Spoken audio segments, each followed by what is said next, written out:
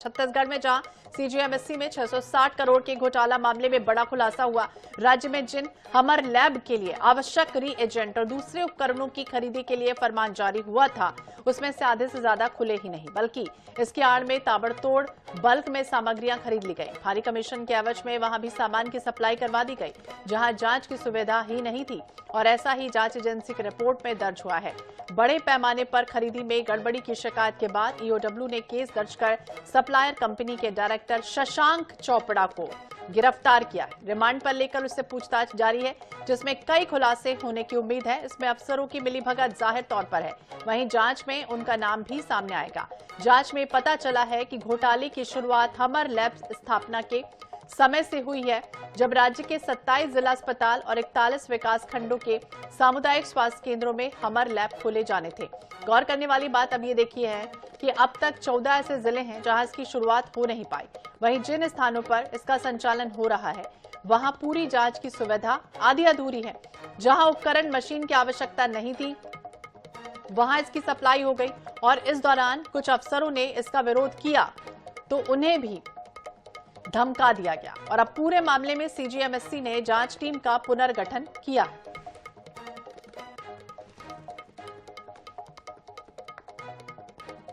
ज्यादा जानकारी के लिए बात करेंगे। मनोज नायक हमारे सहयोगी हमारे साथ जुड़ गए। मनोज, क्या जानकारी, क्या अपडेट सामने आया इस पूरे घोटाले को लेकर? क्योंकि लगातार इस पूरे मामले को अगर देखें तो ऐसी जगह भी सप्लाई हो गई जहां पर जरूरत नहीं थी।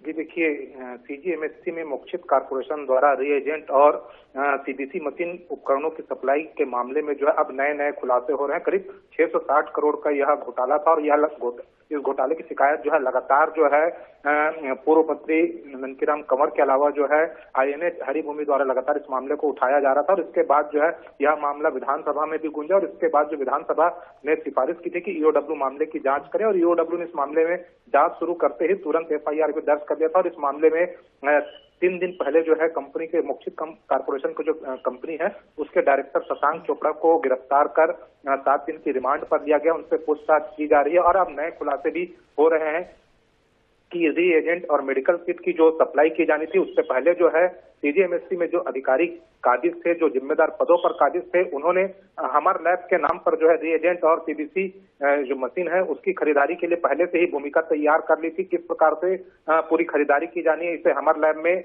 उपलब्ध कराया जाना है और इसके लिए जो है मोक्षित कॉर्पोरेशन का चयन किया गया था। मोक्षित कॉर्पोरेशन के चयन से पूर्व ही उसे ही अहर्ता तमाम प्रकार की जो अहर्ताएं थी उसे ही पूरी करने की जो प्रक्रिया थी वो दी गई थी। अन्य कंपनियों को जो है कहीं ना कहीं किनारे कर दिया जा रहा था, अपात्र कर दिया जा रहा था। और अब फिर यह खुलासे हो रहे हैं कि जहां जहां सप्लाई की जानी थी वहां जो है उतने हमर लैब के क्लिनिक नहीं खुले, उतने स्वास्थ्य केंद्र नहीं खुले। तो कहीं ना कहीं एक बड़ी भूमिका जो है तत्कालीन जो सीजीएमएससी के जो अधिकारियों ने मोक्षित कॉर्पोरेशन के साथ जो साठगांठ करके एक पूरे घोटाले को अंजाम दिया था। और यह अब नया खुलासा हुआ है कि कई हमर लैब जो है वे खुले ही नहीं। तो यह तमाम जो बातें हैं कहीं ना कहीं साफ इशारा करें कि बड़े स्तर पर घोटाला हुआ। बड़े स्तर पर घोटाला हुआ, देखना होगा आगे क्या कुछ होता है। नजर बनाए रखिए। बहुत बहुत शुक्रिया मनोज जानकारी के लिए और बातचीत के लिए।